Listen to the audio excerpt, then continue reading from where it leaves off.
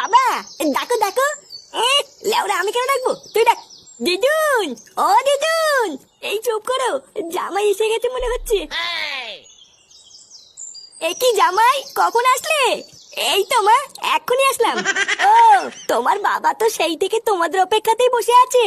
সেই সকাল থেকে কখন আমার জামাই আসবে এই বলে বলে আমার মাথাটা খেয়ে নিল। ও তাই? এ কি গো, জামাই তুমি মিষ্টি এনেছো? হ্যাঁ, এই মানে একটু গরম গরম করছিল তো, তাই দেখতে পেয়ে একটু নিয়ে আসলাম। তা বাইরে দাঁড়িয়ে আছো কেন জামাই, আসো আসো ঘরে আসো। এই দেখো গো, জামাই নাতি সবাই চলে এসেছে। বাহ, খুব ভালো। তা জামাই সেই যখন পড়েছো তখন একটু বসো, আমার একটা কাজ পড়ে গেছে, আমি একটু বেরোবো। আচ্ছা বাবা ঠিক আছে, তুমি যাও। ও দাদু, আসার সময় আমার জন্য একটা 5 টাকা দামের লজেন কিনে আনবা। 5 টাকা? দাদু ভাই তুমি তো এখন বড় হয়ে গেছো, অত দামের কেউ লজেন খায় নাকি? অনেক দূর থেকে এসছো,